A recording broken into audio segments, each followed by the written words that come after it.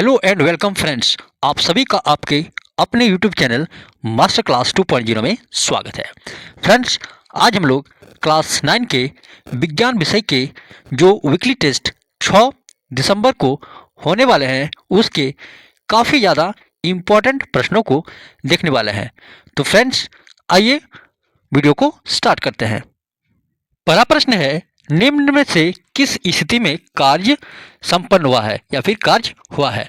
तो फ्रेंड्स, पुस्तक को ऊंचाई तक उठाने में, ट्रॉली को खींचने में, बेल द्वारा गाड़ी को खींचने में या उपरोक्त में से सभी। तो फ्रेंड्स, इन तीनों स्थितियों में जो है कार्य हुआ है, इसलिए इसका ऑप्शन नंबर डी जो है बिल्कुल सही हो जाएगा। ऑप्शन नंबर डी जो है इसका बिल्कुल सही हो जाएगा। क्वेश्चन नंबर 2 है, सभी जैव प्रक्रम के लिए सजीवों को ऊर्जा कहाँ से प्राप्त होते हैं। तो फ्रेंड्स, तो जितने के जितने जैव प्रक्रम होते हैं उसके लिए सजीव जो है अपना ऊर्जा कहाँ से प्राप्त करते हैं, भोजन से। ऑप्शन नंबर बी जो है इसका बिल्कुल सही हो जाएगा। क्वेश्चन नंबर 3 है, कार्य किसे कहते हैं।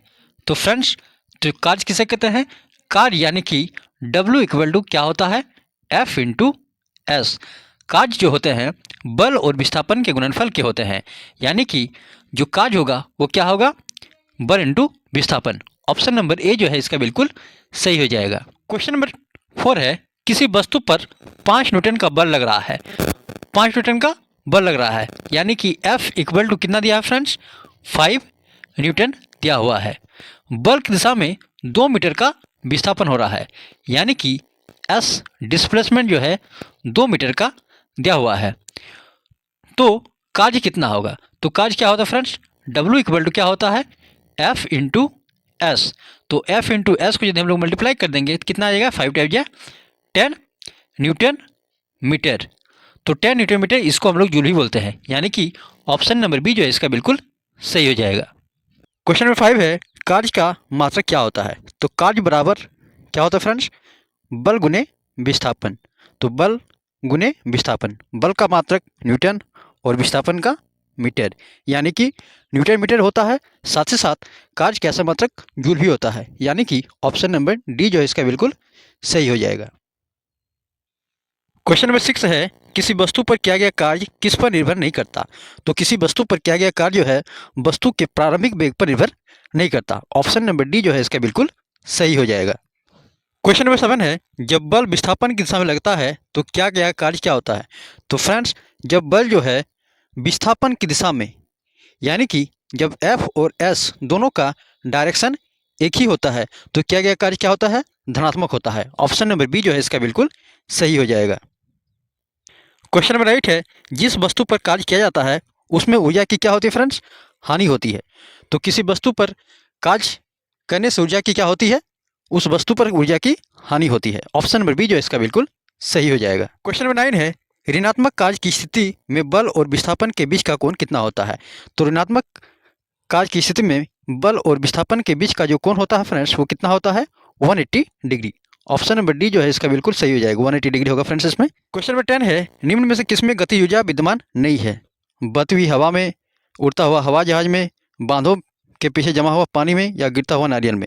तो फ्रेंड्स, इसमें जो है बांध में जो जमा हुआ पानी है उसमें गति ऊर्जा विद्यमान नहीं है। ऑप्शन नंबर सी जो है इसका बिल्कुल सही हो जाएगा। क्वेश्चन नंबर 11 है, ऊर्जा का मात्रक क्या होता है। तो ऊर्जा का मात्रक क्या होता है फ्रेंड्स, जूल। बहुत ही आसान और सिंपल सा प्रश्न है, ऊर्जा का मात्रक जूल होता है। ऑप्शन नंबर ए जो है इसका बिल्कुल सही हो जाएगा। क्वेश्चन नंबर 12 है, परक के द्रव्यमान की एक वस्तु 4 मीटर प्रति सेकंड के एक समान वेग से गतिशील है, वस्तु का गतिज ऊर्जा क्या होगा। तो गतिज ऊर्जा बराबर होता है हाफ m, और m का मान कितना दिया है 15 v स्क्वायर, और v कितना दिया है फ्रेंड्स 4 इंटू 4। 2 से इस 4 को 2 1 में काट देंगे तो 4 2 या 8 8 15 या 120। ऑप्शन नंबर बी जो है इसका बिल्कुल सही हो जाएगा। क्वेश्चन नंबर 13 है, गतिज ऊर्जा निकालने के लिए कौन सा समीकरण का प्रयोग करते हैं। तो गतिज ऊर्जा निकालने के लिए हम लोग हाफ mv स्क्वायर समीकरण का इस्तेमाल करते हैं। ऑप्शन नंबर ए जो है इसका बिल्कुल सही हो जाएगा। क्वेश्चन नंबर 14 है, निम्न में से किसमें स्थितिज ऊर्जा विद्यमान नहीं है। खींचा हुआ रबर बैंड में, बांधों के पेच जमा हुआ पानी में, दौड़ता हुआ खिलाड़ी में, या किसी ऊंचाई पर उठाई वस्तु में। तो फ्रेंड, ऑप्शन नंबर सी जो है एक दौड़ता हुआ खिलाड़ी है, यानी कि इसमें गति के कारण गतिज ऊर्जा है। तो ऑप्शन नंबर सी जो है इसका बिल्कुल सही हो जाएगा। है एक निश्चित ऊंचाई पर उड़ने वाले पंछी में कौन सी ऊर्जा होगी?